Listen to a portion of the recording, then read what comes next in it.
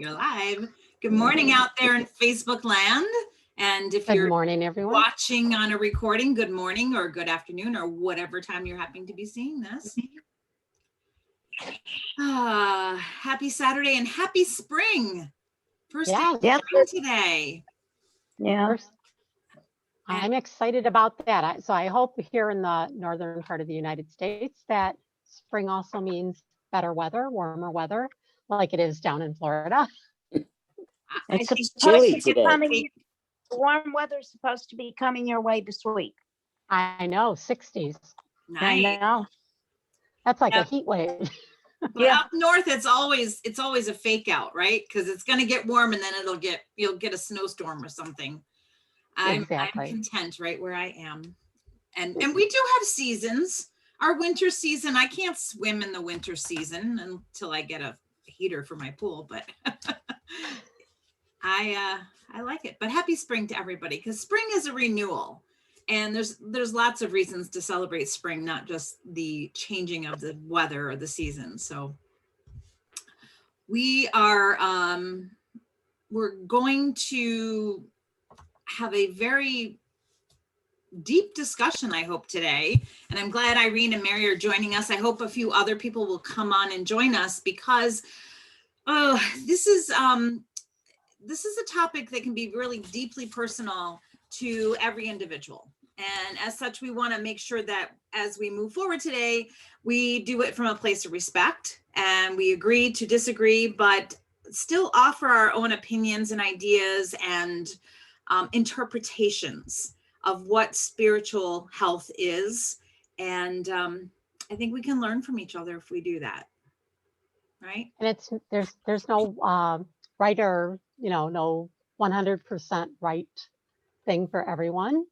So it's what you interpret it to be, and it's what is good for you. Right. Moving forward. But I think it is. I think one of the things that we want to hit upon is, even though it's different for some people, it shouldn't be absent in your life. And Kathy, you're going to talk to that a little bit later about the health ramifications of a spiritual life and having that, spirituality within you, whatever that means to you. So it's kind of a necessary part. So don't run away, as some of my friends have. I got a message today, when I invited somebody by a text, and they said, spirituality? Oh, hell no. But thanks for thinking of me.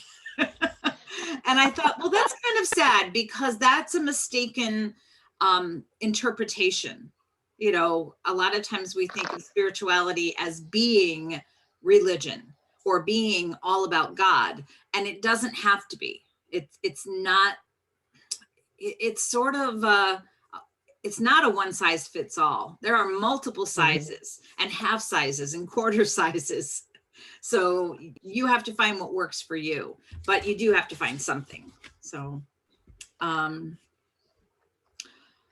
well, I have that. Oh, why don't we talk about what's in our diffuser? Do you got something today? You got your diffuser going? I do. I have some Northern Lights black spruce in mine. I just love the smell. It just is grounding for me, and I diffuse it a lot. So that's what I have. Well, I went looking for some oils that I thought were more, uplifting and grounding and spiritual.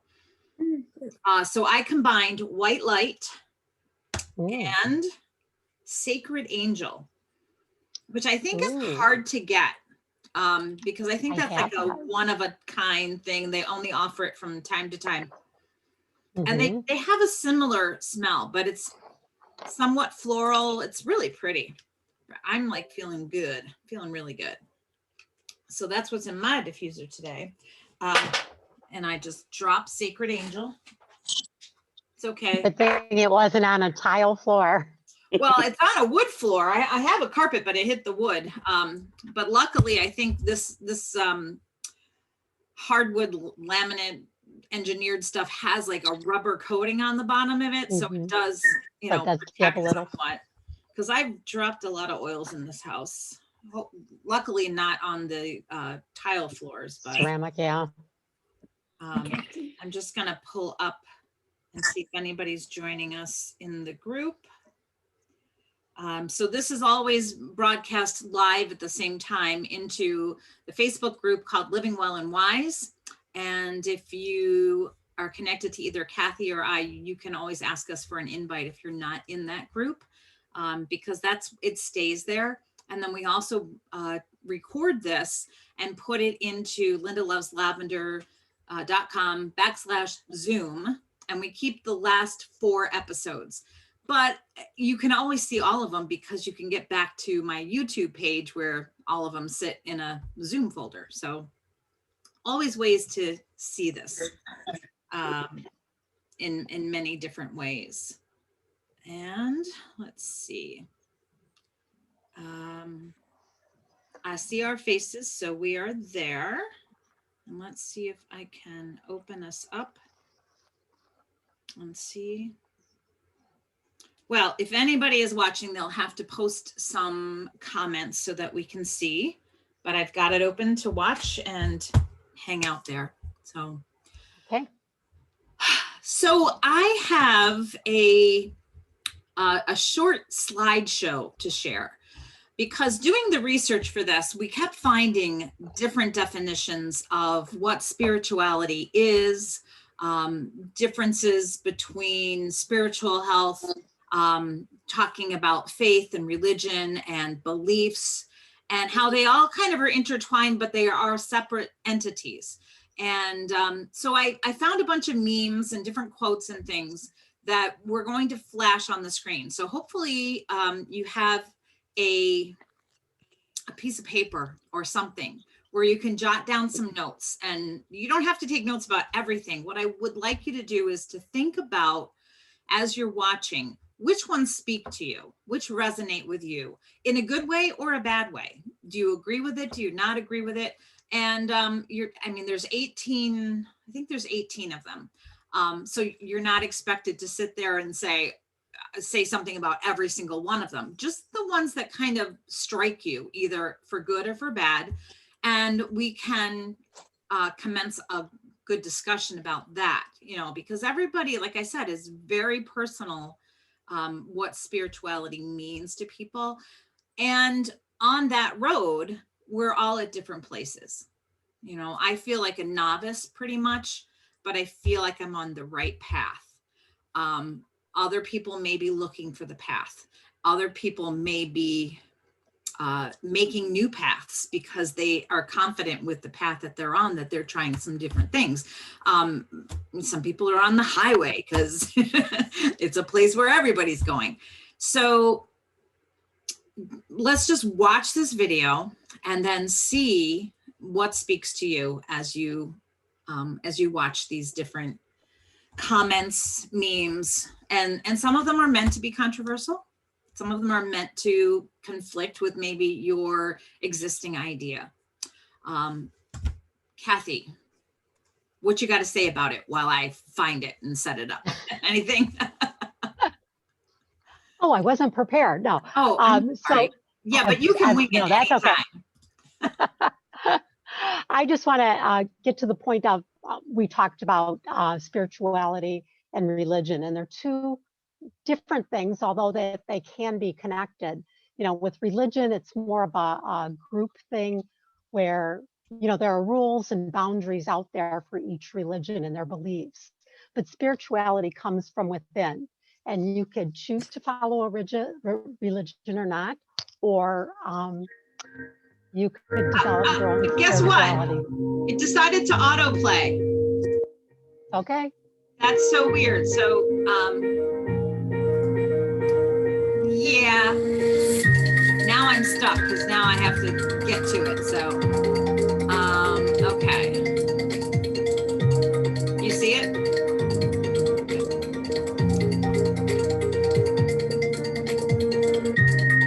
Oh, please do the thing you're supposed to do here.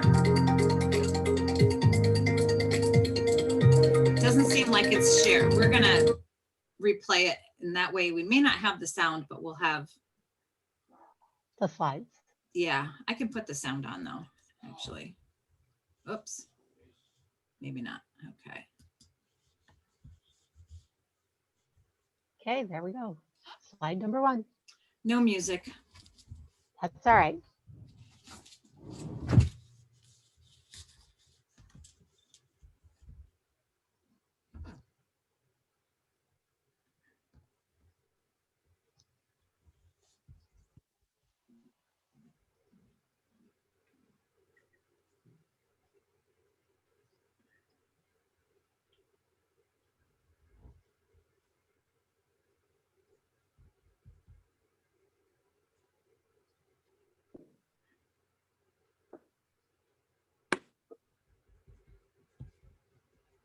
Hmm.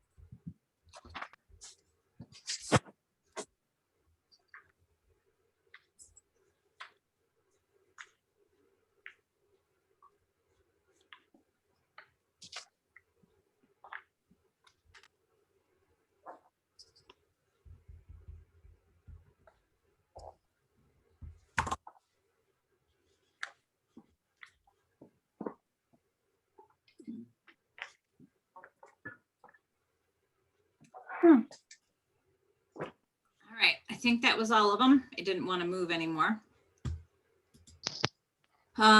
Any thoughts, anything stand out that really said something to you that you agree with or disagree with, or I don't know, you got a warm fuzzy feeling, or made you a little brittle?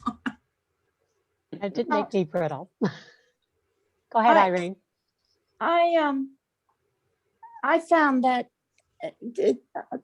I'm going through the steps of becoming spiritual, in the way that I'm finding out about me.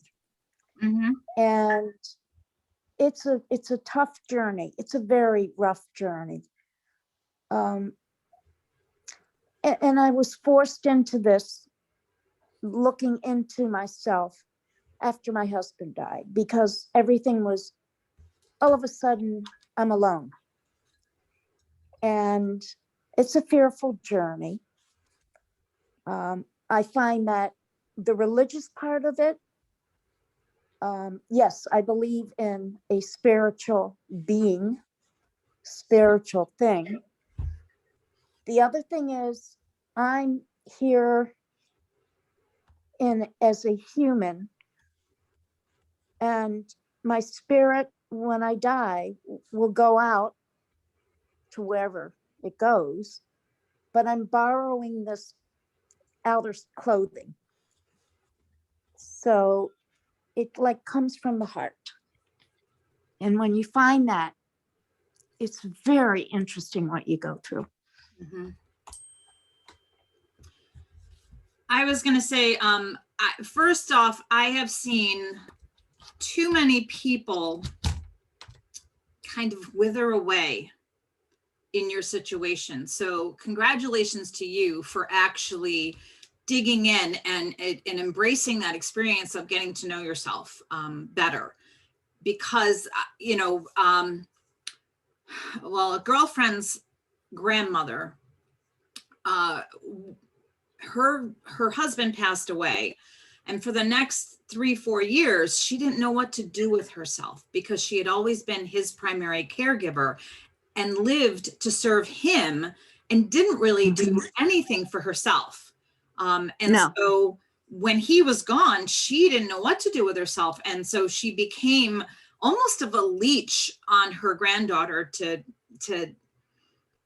I don't know, she needed to care for somebody. So she had to get into everybody else's business, or she was always calling with fake problems, things that weren't really problems, but she needed attention. She needed somebody there. And it was really sad. And her granddaughter really tried to get her involved with other things, and to discover new things. But she just didn't. And, her health declined because of that. So Well, you're doing a great thing by, even though it was forced on you, but that whole search within, who am I, is a great opportunity for you. that's I and I don't want to put marriage down because I think it's a wonderful thing.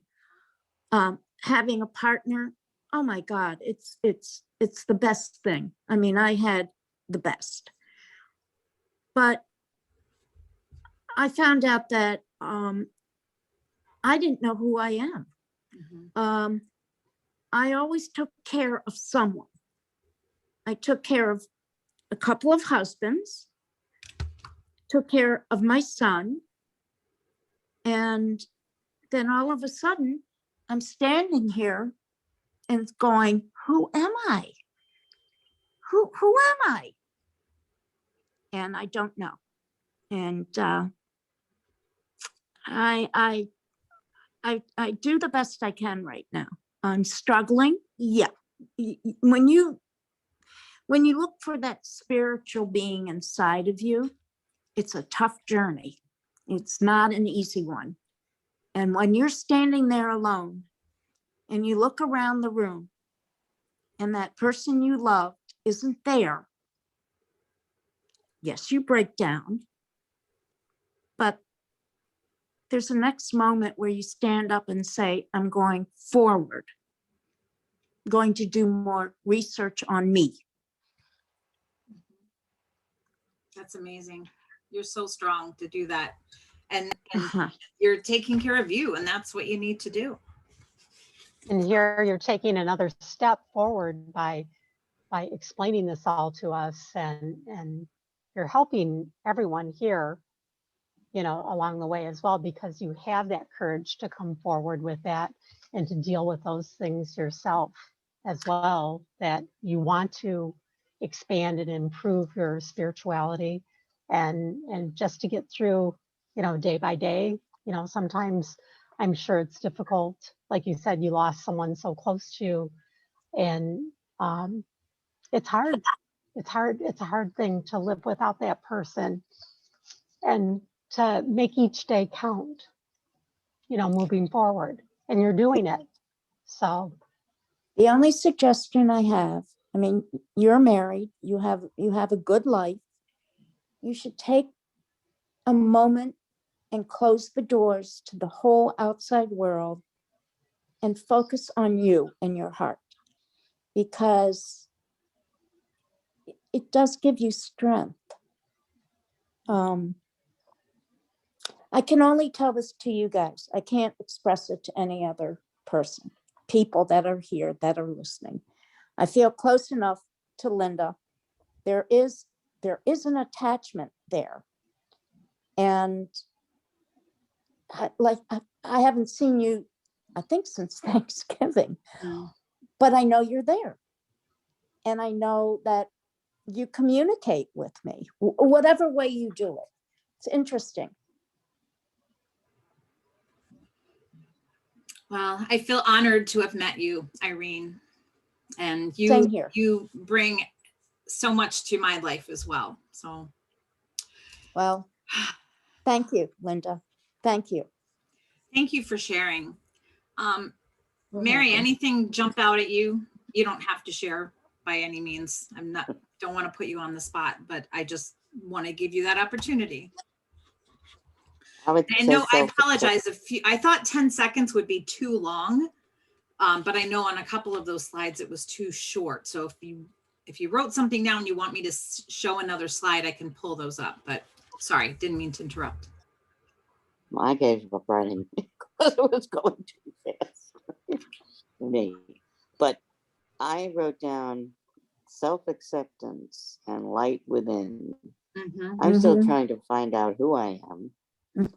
And I've never accepted myself. I've had problems with that. I mean, I was in an abusive marriage, so that doesn't give you any good feelings. No, that I've been single for over 30 years. I've been single, so I've been single most of my life, I guess. So, and raising two children that are not doing so well, it's just, I mean, I'm always asking myself, what the hell did I do wrong? Nothing. No, Thank you. Beautiful. You are a beautiful woman. And I understand what you're saying. You are a beautiful woman. Your children, how old are they now? I have to think. 36 and 38. They're adults. They're adults. Yes, they're not your kids anymore. You gave birth to them. You gave them the best that it was of your ability. You gave them care. You gave them food. You put a roof over their head.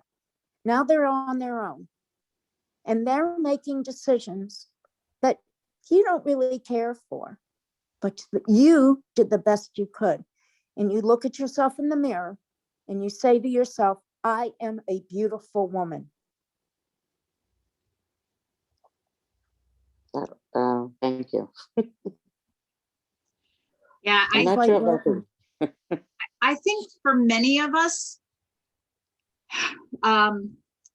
in a public persona, we put on this act that we've got it all together, right? We don't want anybody else to see us suffering. We don't want people to know that inside, we don't know what we are. We don't know who we are, what we're doing. And a lot of people think they do, but they haven't gotten to that point where they've really had to examine who they are and what they believe and what they stand for.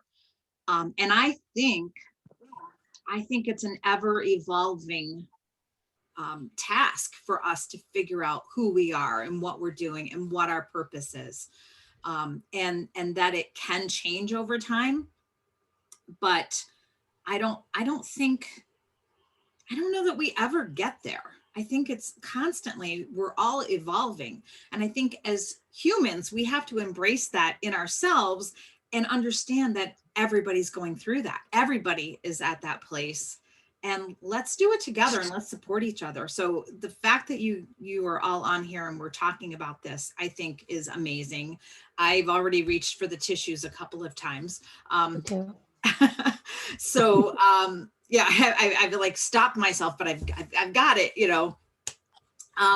But yeah, we're all constantly trying to figure out who we are and how to be the best version of us that we can be. And I think along with everything that you said, Linda, too, with each thing that we're dealing with or with each area we're trying to improve upon or really realize where we're at, is having that feeling of acceptance too, your own acceptance. Mhm. You know, so maybe you've gone through a certain thing, or you're thinking a certain thing, and you're trying to improve on, you know, whatever it may be. And like you said, it's ongoing. So once you accept that, you kind of, you know, let that one go and you move on to something else. And Mhm. sometimes it's one thing at a time. Sometimes you're bombarded, but you still have to work, you know, and choose what you're going to work on each day for yourself to accept that, you know, that I acceptance we need of ourselves, for ourselves. Mhm. And I like how you put that, because I think the mistake that many people make is seeking acceptance from other people, from the people around us, from our coworkers, our friends, our family, that we're constantly trying to, hey, look at me, I'm worthwhile, right? Aren't I? And we're looking for that acceptance and that acknowledgement from them, where to be truly strong, you've got to examine your own life and say, yeah, I am worth it. I am all that in a bag of chips, or whatever that's saying it. But you know, Right. that we have to look within and accept ourselves first in order for anybody else to accept us, Right. and to shine that light. And I think that brings, when you can accept yourself with whatever it is, and it may be, you know, something to someone else, they may think, "Mm, yeah, whatever, you know, it's just like you're down here and I'm way up here." But it's not. It's when you do those, you know, you reach those little levels of acceptance in yourself, I think that's when you become more confident, you become more yourself. Mhm. You connect better, mind, body, and soul, right? You know, and you connect to other people better when you're accepting yourself. Yeah. So I think that's a big part of this spiritual journey, is not just, you know, what others are seeing. It's what you're seeing of yourself, Mhm. It's you know, where you're at self-explanatory. yourself. You have to learn to like yourself. And Exactly, Irene.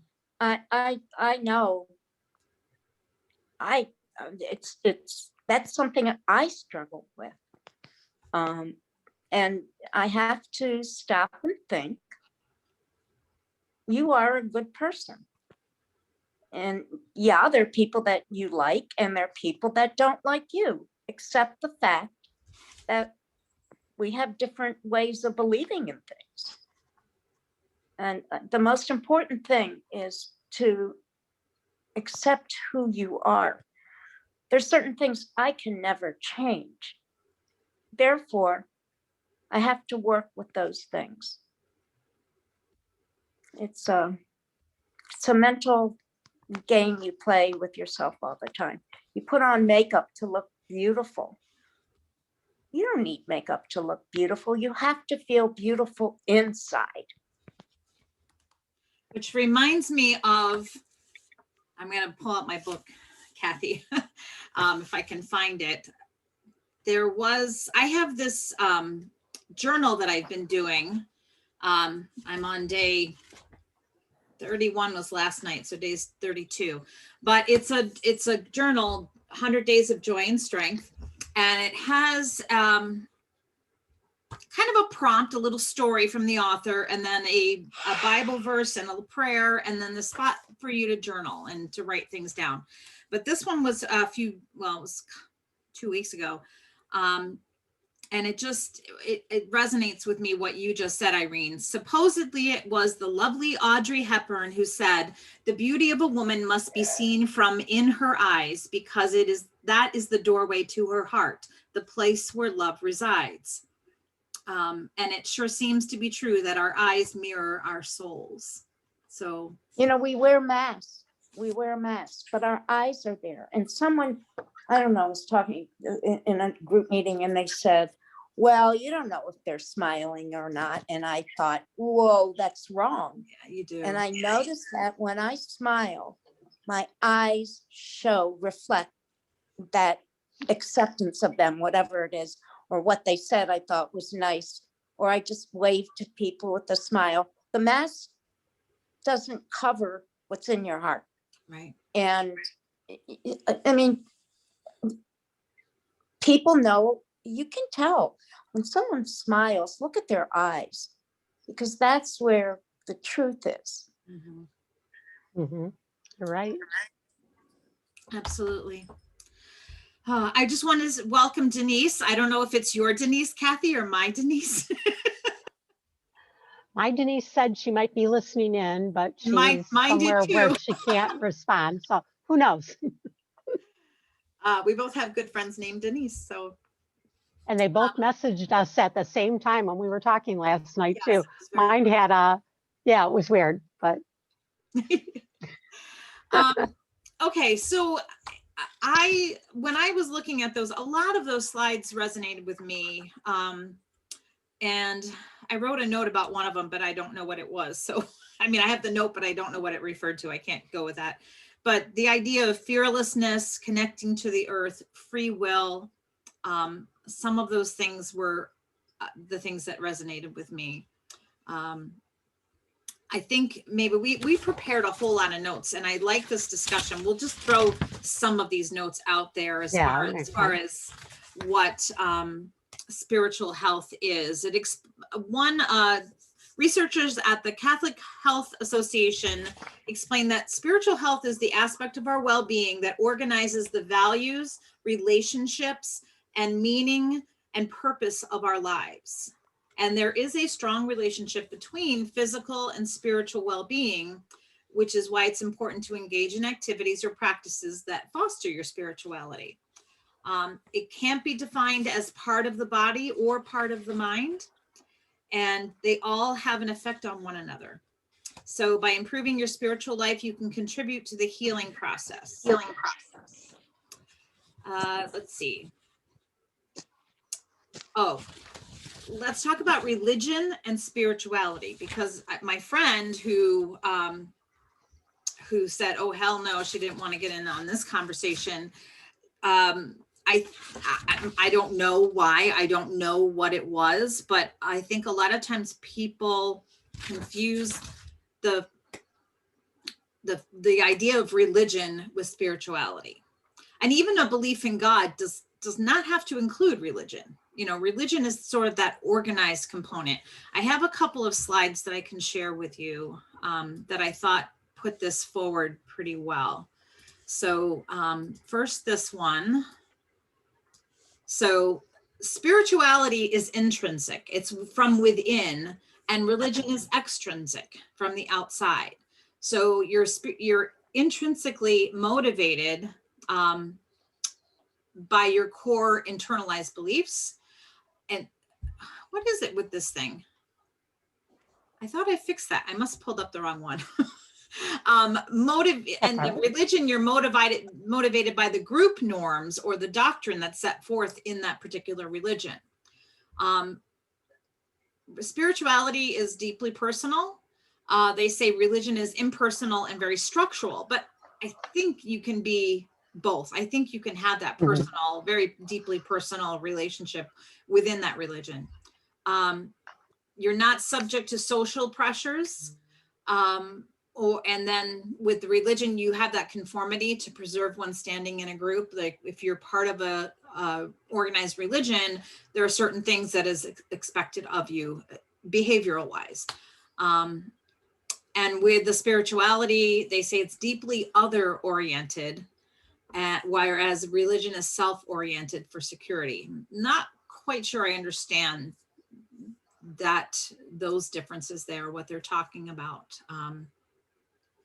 But just kind of a look at that you can be very spiritual without having religion. I also think it's true that you can be very religious and be lacking in that area of spirituality. What do you think about that? I agree with that because, some people go through all the motions, whether, depending on what religion that you're in, there's certain things that maybe they do at a church service or a mass or whatever you want to call that's very structured. And some people go through all the motions. I remember sitting in church. Well, first of all, when my brother was probably in 7th or 8th grade, he was attending. I'm Catholic, and so we, grew up Catholic. and my brother was attending Bible readings, and it wasn't a specific religious group. He was going to these Bible readings with his friend. And I remember my mom and I getting called to the church to talk about this because they thought that wasn't proper to do that, to go to these Bible readings and interpret what the passage meant or said. So, we were speaking to nuns and a couple other of the teachers there, or people that were the head of the catechism. So I had asked the nun, she says, this is not right. We don't believe in this with the Catholic Church, and at that time back then. And I said, so you're telling me that when I'm sitting in a pew in Mass and there were two women in front of me talking about other people in the church, and her dress is too short, she shouldn't have worn that, or that girl has too much makeup, what's wrong with her, mother letting her, and these things, I was hearing this around me, people picking apart people. Now, is that being a good person in church? Is that being good spiritually? Is that, where my brother was listening to the word of God from the Bible, and now you're telling me that that's wrong, but this is right for these people to sit there and pretend that they're truly that religious in their heart. It's good for me. I can do what I'm preaching about. Oh, it's terrible, but it's okay if I do that, if I interpret the Bible, but you can't do that. And it's hypocritical. So, and I'm not saying anything against the Catholic Church. I'm just, in that one incident, it really opened my eyes to so many, what's real and so what much. isn't. Yeah. Exactly.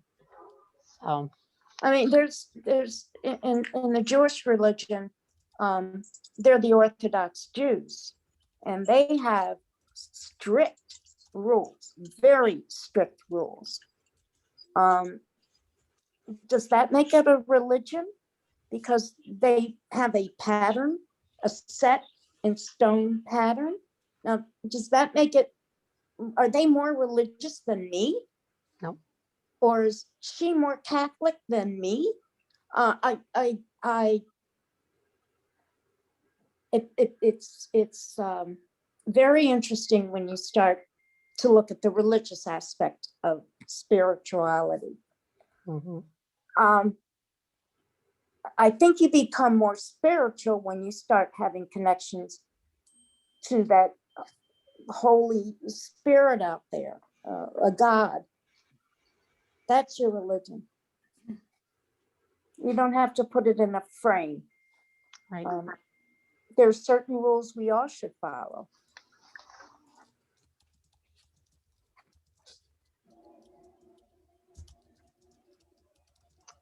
Yes, there are. My girlfriend has been texting me, the one who was said, "Oh hell no," and she's giving me some advice or telling me some things about what her beliefs are, and so I just told her she should hop on and be part of the discussion, because she said she comes from a long line of agnostics, and stating Albert Einstein's religious views or his beliefs. I wouldn't call them religion, because again, religion, I feel, is that organized component of your belief in God and following a certain structure. But one of the quotes she said was, "Stop going into those dark," whoops, wait a minute. I clicked on it and it took me someplace and now I can't see it. "Stop going into those dark, cold temples that you built yourself and saying they are my house. My house is in the mountains, in the woods, rivers, lakes, beaches. That's where I live. And there I express my love for you," maybe. Here, oh, there's a bigger part of it. Well, nope, I totally lost it now. But anyway, that's why I said, boy, you really should hop in here, because that's all part of the discussion. and that's what we're saying, that it's not one thing or another, you know, it's part of, it's what we make it. But I think connecting to that other, to feeling your center and what you do believe in, is where, I don't know where that went. Okay, I got stuck here for a minute. You know, connecting to what your core center of beliefs are about everything, your morals, your values, and all of that. I'll share that other screen I have, that other, this one. You know what is interesting? I don't know if my theory is right. When religion started to become important, it was a way of controlling people. They were out of control. How do you get them under good care? So this is how religion began. To control. Yeah. My feeling is the doors are open, wide open for whatever your beliefs are. I wish Denise had joined us on this, but it's open. It doesn't, you have the blocks to build your life as a good person. You know what's good. You know what's right. You know what's wrong. When I go outside and I look up at the sky, there's no building around. This is where I pray. Mm-hmm. I like that. So this again has another comparison between religion and spirituality, but it also mentions belief and faith.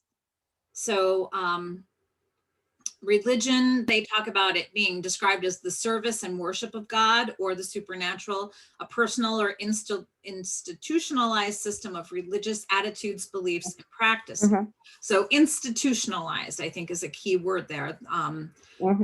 I guess we can separate your own personal religion, you know, but I think when we're talking about your own religion and what you carry forth and what you do on a regular basis as being part of your spirituality.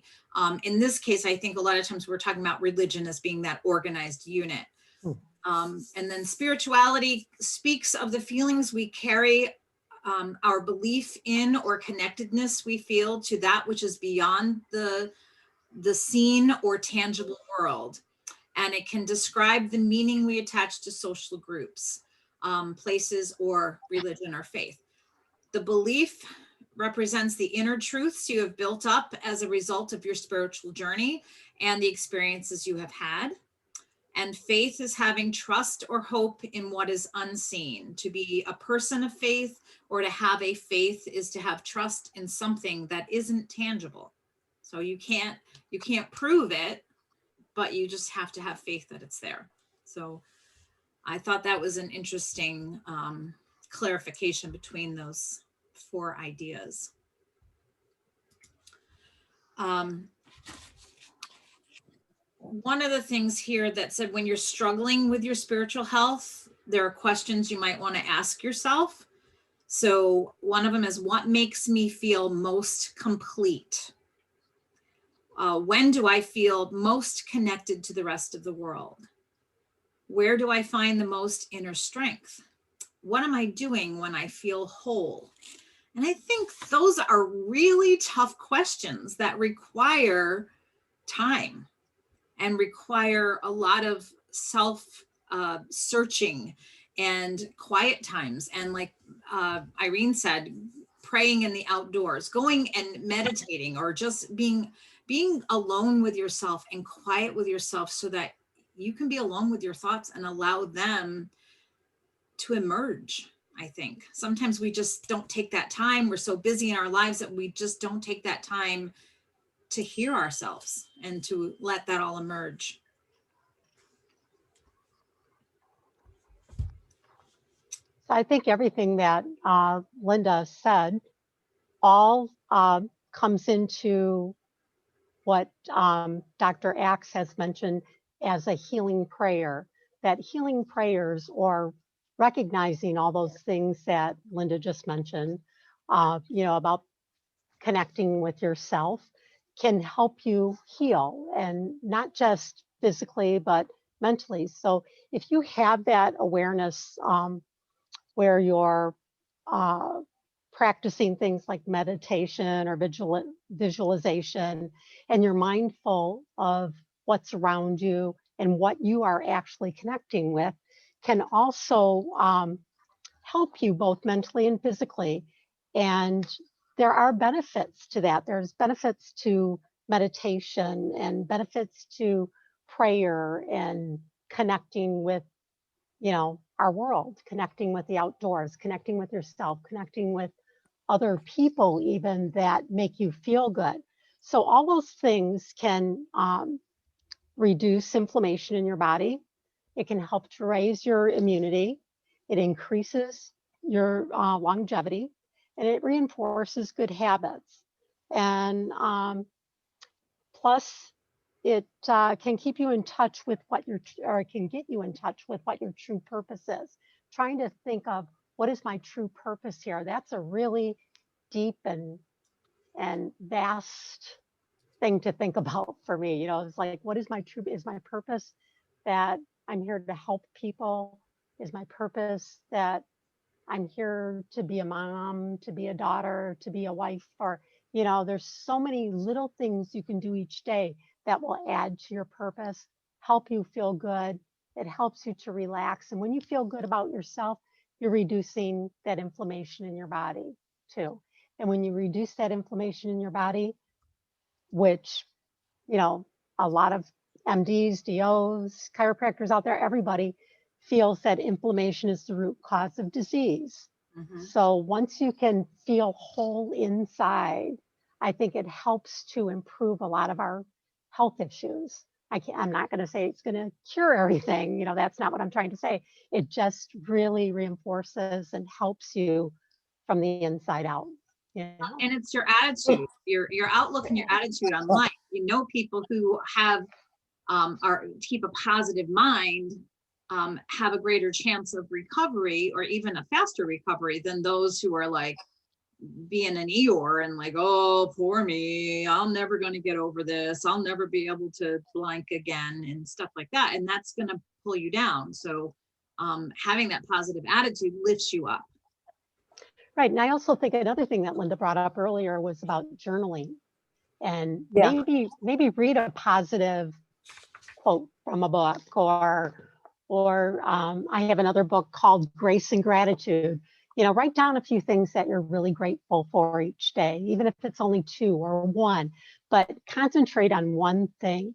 And I think doing that helps. If you read a scripture, or if you read just even like in, I don't know, some different books that have like little verses of whatever, or a paragraph of something to get your mind thinking and going, and then just sit down and see what at the end of 10 or 15 minutes, what you wrote down.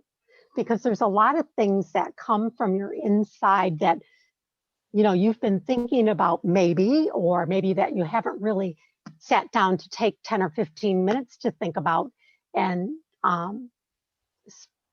spark some different things in you to get out, whether they're good things or whether they're things that you've been feeling stressed over. But once you write it down, it's almost like lifting it off your soul. I mean, for me, it is anyways. If you write something down that you're struggling with, it helps to release that in you. It helps you to feel a little more relaxed. I mean, I'm sure people have heard of things that you write down that are, that make you feel horrible, and you write it down and then you read it and you crumple it up and you throw it away or burn it. It's like getting rid of that, like easing that off of your shoulders, your mind, your soul, whatever. And those are just some little things that can be helpful. Like if I've done this, I got mad at really mad at someone. I was furious, and I took my anger out and taking the pencil and writing down the feelings I was having toward this person. And it wasn't that I was right, because I wasn't, but I had this anger, this pent up anger. I wrote everything down. And a couple of weeks later, I read what I wrote and I laughed and I threw it away. We were friends till the very end. So it's amazing what that ability to do, to write it down. There's another way that will help heal your body, and I've been reading a lot about it, is meditation. And or deep breathing. There are a couple of deep breathing courses that are out there. Meditation helps you, it relaxes all the tension in your body.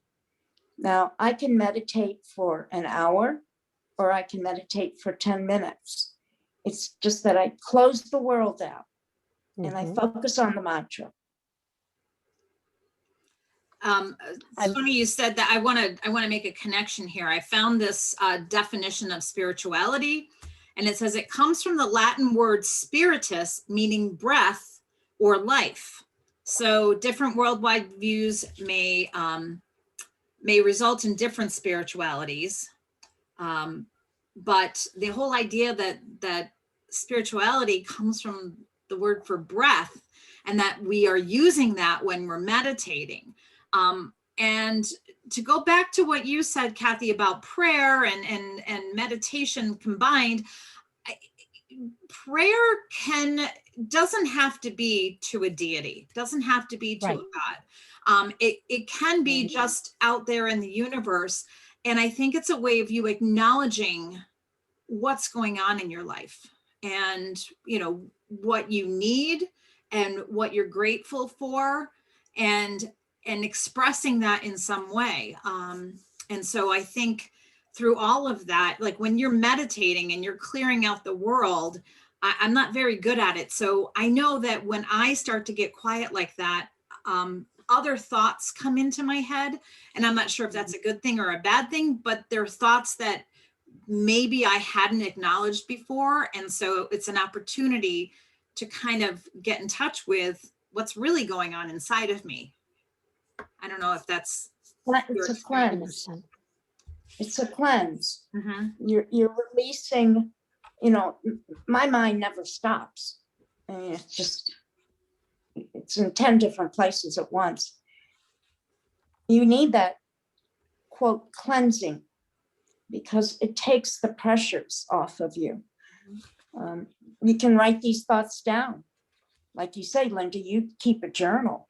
Mm-hmm. And when these thoughts come at you, write them down. Yeah, I That's keep a way of journals. So right now, it's opposite. I keep getting confused. So right now I'm doing this one, and I'll be doing this for 100 days. And this is just sort of a nightly thing. I do it before I go to bed. I finish my journaling, and then I say my prayers, and I can go to sleep and feel like I've expressed all of those things. And this one is sort of my gratitude journal. It started as a gratitude journal. I do believe in God. And so when I pray, I feel like I'm praying to God and developing that relationship with him. Something that I wrote in this one last night. I think it goes to, again, sometimes when there's a prompt in here, I read it and I go, I don't know what I'm supposed to answer. I don't know what I'm supposed to do. But it was all about prayer. And it actually went to what we were talking about yesterday, Kathy, when I was mentioning the book, Undomesticating God. There's a great book that talks about how for some people, and the author included in this, we make God follow our schedule and our needs. And when it's convenient, we call on him instead of developing that relationship. In fact, it talks about that idea of, I only prayed to God when it was convenient, namely when I needed something that would serve me and my desires. And domesticating God is when a person chooses to force God's will to align with theirs. And so she talked about it as being a good friend. So if you had a good friend and the only time you talked to them was to unload and to ask for things, that's not a two-way street. Rather, you would want to get to know that person more deeply. You would want to see what's going on in their life and what they were feeling and what they were thinking, and, you know, what do they need? And so it's a two-way street. But in her mind, she wasn't doing that. She was just calling on God when it was convenient. So the prompt from last night was talking about prayer and whether God answers your prayers or not. And we all know that he always answers them, but sometimes the answer is no, even though we may not like that. You have to be patient and understand that there's a reason for it, right? So I was talking about the idea that, you know, I feel like I only pray for the welfare of other people or for the health of my family. That I don't think I would ever pray for materialistic things. I always have a hard time with, you know, football players saying a prayer. Of course, you don't know what they're saying, but a lot of times they're like, God help me win. And I'm thinking, well, how's God going to choose all these people? So, you know, pray for your best, be your best self that day, maybe. But praying for those materialistic things, I feel like I shouldn't bother God about those things, right? I should just be grateful for what he has given me. And so that's where that went last night. I was like, I try not to bother him about, you know, the silly stuff. My other book started out as just being grateful, and I would write 3 things, 5 things, 10 things, a whole page of things that I was grateful for. Sometimes I would repeat, of course, because it depends on the day. You know, I'm outside and I like to do this out on the patio, and the sun is shining and the cats are frolicking and it's just a happy place. So, but then slowly but surely it became like that, and, you know, more. I would add in, I would use this as a prayer book.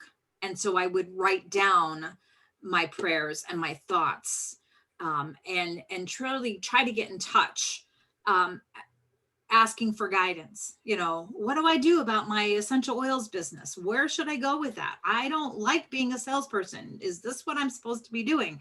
And asking for help. And whether you believe in God or not, when you do things like that, answers start to manifest. So I think it's important to get it out, you know, either say it out loud or write it down, but get it out, because what you're doing, a lot of people believe that God is love and God is within you, and just that's what it is, you know. And so getting in touch with those innermost feelings and thoughts and letting it out. I'm sorry, I've been going on a long time. I talk to God a lot. Yeah. I mean, I'm driving in the car in traffic. I'll just start talking to him, you know, and I found that it helps, you know, it just helps. Yeah. I've believed in God all my life. I'm not a good churchgoer, but I believe in God. That's the important thing to me. The way I look at it, what you just said is my feeling also. I believe in a spirit, you know, a God. I believe that they're out there. He's out there. She's out there. Whatever the spirit is, they're out there. I may not go into a religious building. Doesn't mean that, you know, I know what religion is. To me, I could go into any religious building. It's my belief. It's my connection that's important. So when you say you may not, you know, I don't go to church, or okay, it's okay. You mean you have to have a building around you with a priest, a minister, whatever, a rabbi? You mean that is important? The important thing is your belief. whether you have a belief as agnostic or you doubt or this or that, that's a belief. Mhm. Yeah, I feel sometimes talking about, well, some of the things that Dr. Axe says to do for your spiritual health include taking time for healing prayer or meditation, practicing visualization, so like goal setting, things like that while you're praying or while you're meditating, reading spiritually uplifting books. So sharing that journey with other people, right? Whether you know them or not, but just reading about them can help you connect. And getting involved. So this says getting involved with a church or a community group will foster your spiritual, mental, and social health. It reinforces your sense of connections to God and others. Well, and I don't know, you know, we're talking about God or not talking about God, but that spirituality in all of us. I think for me personally, I've always had, I've been a churchgoer, a church member for a long, long time. And as Kathy said, I've seen people sitting in church being hypocritical and feeling like, I don't know that this is the right place for my spiritual journey. And I've been turned off. I went to a church a few years ago. Before we moved down here, I was trying different things because I have a good friend, Tracy, whose birthday is today. Happy birthday, Tracy. And she really helped me connect on a lot of different levels. And she was like, yep, I go to church every week, couple times a week. She's really involved with her church. And so I thought I would try this other church. It was sort of a new wave Christian-based church. I was looking for something with lots of music in the beginning. I love to sing, you know, and I was liking the experience until they called me out, and I felt totally manipulated. It was during a prayer, and everybody has their eyes closed, and they said, if you feel this or if you feel that, raise your hand. And I was in the moment, I'm raising my hand. After the prayer was over, and we were all done, then they said, well, if you were someone who raised their hand, you know, we'd like to pray over you, come on up. So now I feel stuck because his eyes were open. He knows what I chose. And so I felt no choice but to go up there. And it was a very emotional experience. But after it was done, I mean, I went up there, they're praying over me and I'm bawling. But when I sat down again, the more I thought about how manipulative that was. And I strip you naked. yeah. And then there were some other things that went on after that I just went, you know, and they kept asking me, did you fill out the new member card? And I said, yes, I did, because I did, but I never turned it in because I was done. I was like, nope, you lost me when you manipulated me. So, but the thing about church is like, I crave that sense of community, but I don't want a religion forced upon me. So I want to get together with like-minded people and talk and share and learn more, and interpret the Bible and pray to God and have that sense of community. But I don't want anybody judging me or telling me I have to do certain things, because I truly believe that spirituality is uniquely personal to every single person, and no one else should be telling you how to be spiritual. Does that make sense? Yeah. Yes. Or also how to, you know, whether your interpretation of whatever you read is right or wrong. There is no right or wrong. Right. It's what you feel inside, right? Right. Your own. There was another list of things to do, and some of these felt, again, very difficult to do. It's not like a checklist, like go clean the bathroom, dust off the dresser, whatever. Some of these are so ethereal that it's like, oh man, this is going to take some time. One was to reconnect or reimagine your life's purpose and passion. Set some time set aside some time for a retreat with yourself. Carefully consider your purpose and whether or how you're living it out. Where do you need to make adjustments? What do you need to stop doing? What do you need to start doing? And what would you do? I love this question. What would you do in the next 5 to 10 years if you knew that you couldn't fail? I think that's really powerful. And then periodically just taking stock is really critical to staying on track. So that was just one piece of what they said to do. But I think those questions are really hard. And I think that's where maybe prayer and meditation come in, where you really, you may be talking to God, but you're really doing a very, very thorough self-examination, you know, from the inside out. Talked about ramping up your positive outlook, and that developing an intervention to improve emotional outlook, even in the midst of a very challenging circumstance, can really benefit your health. And so here's a list of things. They recognize a positive event each day, savor that event and log it in a journal or tell someone about it, start a daily gratitude journal, list a personal strength and how you use it. I think that could be a really simple task, to acknowledge what's good in yourself. And if you did that, you know, even if you only did it every once a week or so, you're listing a strength and this is what I'm good at and this is how I use it. You're acknowledging that power within yourself, that you are a good person, you are a worthwhile person. Setting attainable goals, noting your progress. Report, this kind of talks back to what Irene said about what she said about her friend and writing down what she was mad about. Report a relatively minor stress and list ways to reappraise the event positively. Recognize and practice small acts of kindness daily. And these are just a list of different things that they engaged patients in to help them with their spiritual health. Practice mindfulness, focusing on the here and now rather than the past or the future.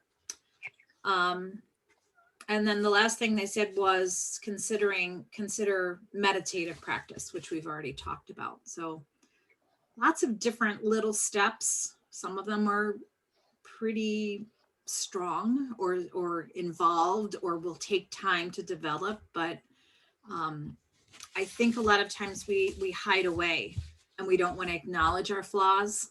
And we don't want to, we think if we don't acknowledge it, then they're not really there. We don't have to work on it. Another thing they talked, this is a different article, finding a creative outlet. So expressing yourself through a creative outlet is one way to improve your spiritual health. Don't worry if you're not an artist. There are many other creative outlets you can try that don't involve painting, drawing, etc. You can cook, knit, sew, dance, take photos, code, write. I think anything that you feel that you have some kind of a talent in, do that, you know, work on that. Be intentional. I need to work on that one. I go through my days, you know, as a retired person going, I don't have any schedule.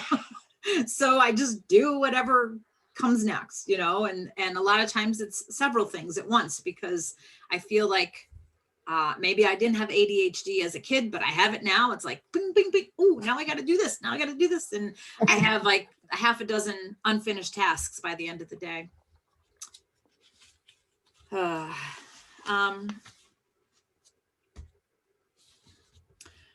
This one last thought that I have here. I don't know how much, nope, that's getting to the end.